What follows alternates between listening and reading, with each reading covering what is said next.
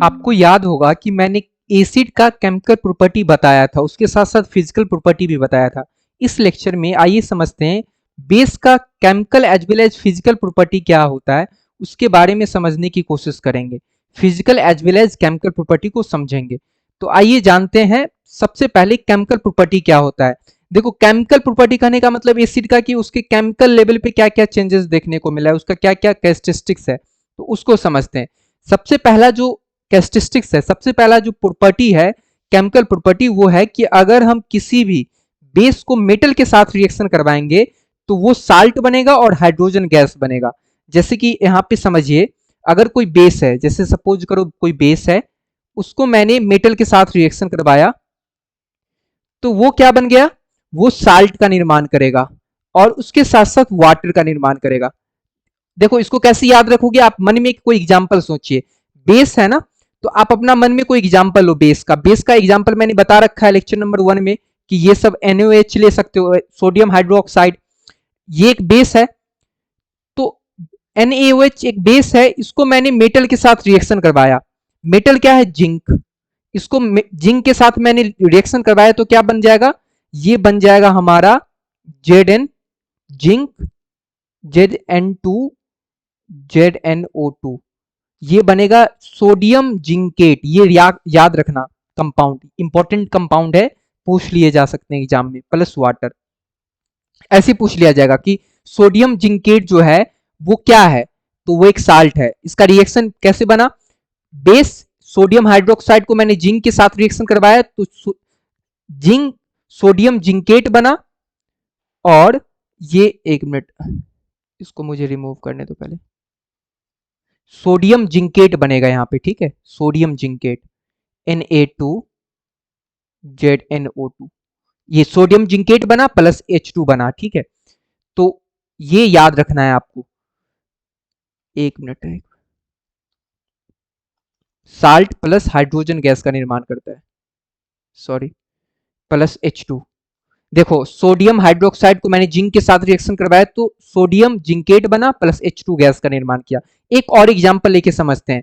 जैसे कि sodium hydroxide है, उसको मैंने एल्यूमिनियम के साथ रिएक्शन करवाया, ये एक मेटल है, इसके साथ रिएक्शन करवाया और इसमें वाटर भी यूज किया, तो ये क्या बना लेगा, क्या बनना चाहिए, बेस तो साल्ट तो जरूर बनेगा, साल्ट तो बनेगा ना, तो ये बना NaAlO2, इसका नाम है sodium aluminate plus hydrogen gas निकलेगा।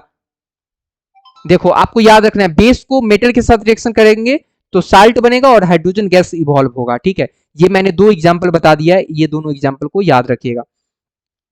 नेक्स्ट देखते हैं कि किसी भी बेस को नन ऑक्साइड मेटल के साथ रिएक्शन करवाएंगे तो क्या बनेगा। तो देखो, जैसे कि कोई बेस है हमारा, इसको नन मेटल ऑक्साइड कहने का मतलब क्या हुआ, नन मेटल ऑक्साइड, ये हमारा नन मेटल ऑक्साइड है, तो ये बना लेगा साल्ट प्लस वाटर। देखो, इस तरीके से सोचिए, बेस है, नन मेटल ऑक्साइड कहने का मतलब हुआ जो नन मेटल है उसका ऑक्साइड, तो बेस को नन मेटल के ऑक्साइड के साथ रिएक्शन करेंगे तो साल्ट बनेगा और वाटर बनेगा। जैसे कि एग्जांपल लेके समझते हैं, ये हमारा सोडियम हाइड्रोक्साइड, आप कुछ भी ले सकते हो, कोई अन्य बेस को भी ले सकते हो, उसको मैंने नन मेटल ऑक्साइड, तो कार्बन डाइऑक्साइड ले लिया। कार्बन डाइऑक्साइड क्या है, नन मेटल ऑक्साइड, कार्बन एक नन मेटल है उसका ऑक्साइड, तो यहाँ पे नन मेटल ऑक्साइड ये एक्ट करेगा, तो यहाँ पे ये क्या बनाएगा, साल्ट का निर्माण करेगा, Na2CO3। देखो ना, यहाँ पे ये OH निकल जाएगा तो ये Na2CO3 बनेगा प्लस, और क्या बनेगा, और बनेगा, मैंने क्या बताया, वाटर बनेगा, तो H2। ये इस तरीके से आप रिएक्शन लिख सकते हो। एक और एग्जांपल ले लेता हूं, कैल्शियम हाइड्रोक्साइड। कैल्शियम हाइड्रोक्साइड क्या है, अपने आप में एक बेस है, इस बेस को मैंने नन मेटल ऑक्साइड के साथ रिएक्शन करवाया। नन मेटल ऑक्साइड क्या है, CO2, तो नन मेटल ऑक्साइड के साथ रिएक्शन करवाया तो ये क्या बना लिया, ये बनाया salt, CaCO3। CaCO3 salt. Salt को कैसे पहचानोगे, साल्ट को पहचानने का सिंपल तरीका है, वो कोई आयन नहीं देगा वाटर में इसको डिजोल्व करेंगे तो, जबकि एसिड आयन देता है, एसिड को वाटर में डिजोल्व करेंगे तो H प्लस आयन देता है, बेस को वाटर में डिजोल्व करते हैं तो OH माइनस आयन देता है, तो इस तरीके से आप पहचान सकते हो। तो ये एक साल्ट बनाया plus H2 gas release, H2 water जो है वो उसका भी निर्माण करेगा। तो इस तरीके से आप कह सकते हो कि बेस को जब नॉन मेटल के साथ रिएक्शन करेंगे तो साल्ट बनेगा और वाटर का निर्माण करेगा। अब थर्ड रिएक्शन है न्यूट्रलाइजेशन रिएक्शन। जो थर्ड केमिकल प्रॉपर्टी है वो है न्यूट्रलाइजेशन रिएक्शन। ये तो बहुत ही सिंपल है, ये एसिड में भी लिख सकते हो। एसिड का भी अगर केमिकल प्रॉपर्टी लिखना है ना तो वहां पर भी ये रिएक्शन लिख सकते हो। एसिड को मैंने बेस के साथ रिएक्शन करवाया तो क्या बनाएगा, ये तो बहुत ही सिंपल रिएक्शन है और इंपॉर्टेंट है, सबसे ज्यादा इंपॉर्टेंट है। साल्ट बनाएगा और वाटर बनेगा। जैसे कि एसिड को अपना मन से आप सोचिए, एक HCl मैंने लिया, इसको बेस के साथ रिएक्शन किया, एक HCl है, इसको मैंने बेस के साथ रिएक्शन किया तो ये क्या बना लेगा, साल्ट बनेगा NaCl। कैसे, देखो ये सोडियम है, Cl के साथ मिलकर NaCl बना लिया और यहां से H और यहां से OH H2O बना लिया, है ना। एक और एग्जांपल लेते हैं, जैसे कि HCl है, इसको मैंने कैल्शियम हाइड्रोक्साइड के साथ रिएक्शन करवाया। कैल्शियम हाइड्रोक्साइड अपने आप में क्या एक बेस है, तो जब एसिड को बेस के साथ रिएक्शन करवाएंगे तो क्या बनेगा, साल्ट बनना चाहिए। तो ये कौन सा साल्ट बनेगा, कैल्शियम क्लोराइड CaCl2। देखो कैल्शियम Cl के साथ मिलकर कैल्शियम क्लोराइड बना लेगा और H2O का निर्माण कर देगा एक्स्ट्रा।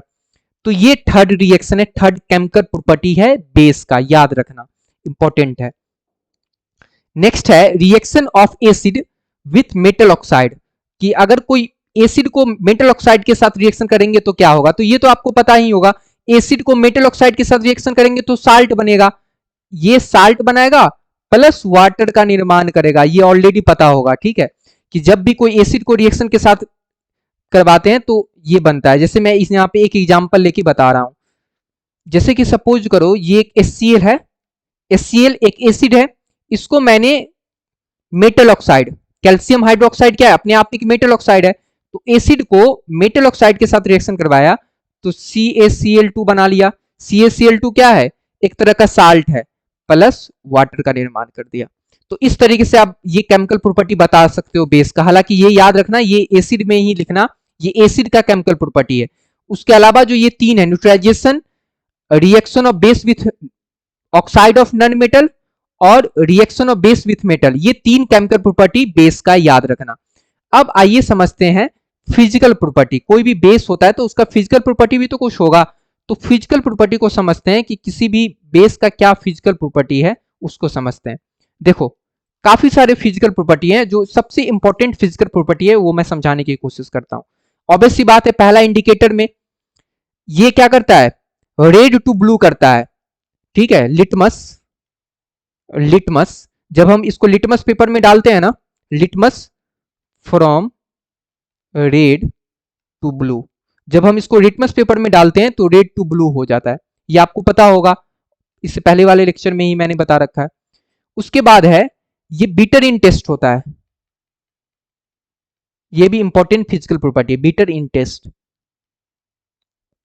देखो फिजिकल प्रॉपर्टी कहने का मतलब क्या हुआ, जो फिजिकली दिख रहा है, ठीक है, ये फिजिकली वो इसका टेस्ट कर सकते हो, लिटमस पेपर में डाल के फिजिकली चेक कर सकते हो, तो ये फिजिकल प्रॉपर्टी हुआ।